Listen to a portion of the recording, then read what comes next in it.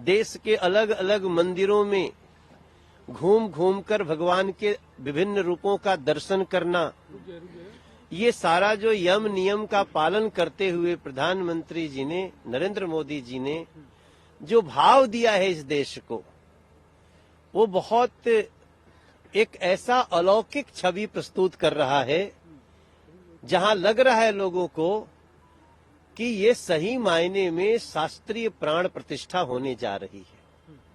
देश के संत, मुनि, विद्वान, कथाकार, किसान, महिलाएं, युवा, सभी लोग अयोध्या जी जाने को बेकरार हैं।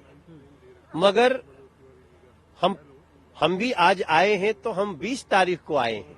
22 तारीख को तो हम भी अपनी लोकसभा में रहेंगे और कहीं मुखर्जी नगर, कहीं बुराड़ी, कहीं गौतमपुरी हम दिया जलाएंगे, हजारों हजार दिए जलेंगे, सबके घर पे ध्वज। तो प्रधानमंत्री जी के उस आह्वान को मानते हुए कि हम 22 तारीख के दिन यहाँ नहीं रहेंगे, ज्यादातर लोग न आए, लेकिन जो प्राण प्रतिष्ठा देखने की बेसब्री है उसको तो हम किसी भी तरह से नहीं छोड़ेंगे। आपके चैनलों पे, आपके एएनआई से के दिए हुए चित्रों को, अलग अलग मीडिया चैनल्स को हम लगाए रहेंगे टकटकी, कि जिस समय प्राण प्रतिष्ठा होगी उस ऐतिहासिक पल को हम जिंदा देखेंगे, हम जीवित रूप में उसको देखेंगे। ये सोच सोच करके मन प्रसन्न हुआ जा रहा है। मनोज भैया जय श्री राम। आप कह रहे हैं लोग बेसब्री से इंतजार कर रहे हैं, कुछ लोग तो आने से ही इनकार कर रहे हैं और कह रहे हैं कि ये पॉलिटिकल इवेंट है। नहीं, तो ये वो लोग हैं जो राम को मानते ही नहीं है। वो राम के प्राण प्रतिष्ठा को कैसे मान सकते हैं? वो तो राम का प्राण लेने में विश्वास करते हैं वो लोग। राम का प्राण लेने का कोशिश कौन करता था, हमें बताने की आवश्यकता नहीं है। राम का प्राण लेने की कोशिश रावण करता था।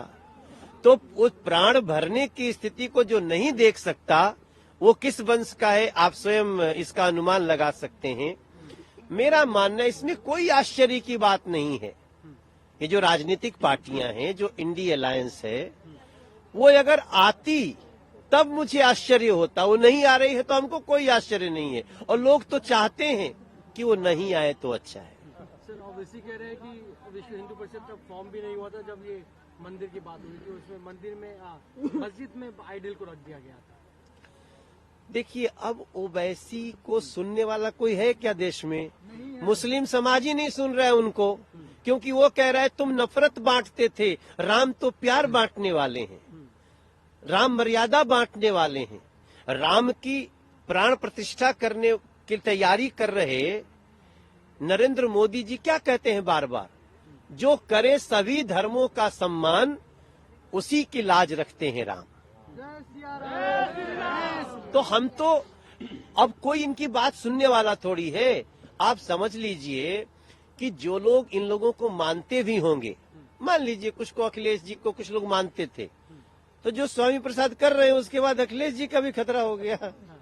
जो लोग कुछ समय के लिए इंदिरा जी को मानते भी होंगे, तो उनके राहुल जी ने डुबा दिया पूरा। वो जिस तरह से उन्होंने व्यवहार किया है, अब ये तो कह रहे हम सनातन धर्म नष्ट कर देंगे, हमें ये सारा कुछ कहने का परिणाम जनता के मन पे क्या होता है ये तो हम नहीं बता सकते। लेकिन इतना जरूर है कि जिस प्रकार से गली गली में गूंजा है, हम सब ने गीत गाया है, और याद रखें कि इस देश के लोगों ने शपथ ले लिया है कि जय श्री राम, जय श्री राम, जय श्री राम कहेंगे। ओ राम के थे, राम के हैं, हम राम के रहेंगे। राम के थे, राम के हैं, हम राम के रहेंगे। पहले कहते थे खुद से, अब दुनिया से कहेंगे।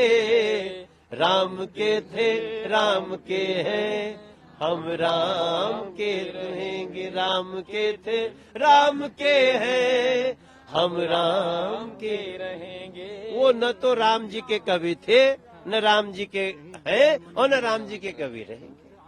वन नेशन वन इलेक्शन को आम आदमी पार्टी ने अपोज किया। ये आम आदमी पार्टी बहुत जल्दी आपको पता चलेगा। एक कुछ दिन के लिए आई थी एक आम आदमी पार्टी, जिसने लोगों को भ्रमित किया, बेवकूफ बनाया, भ्रष्टाचार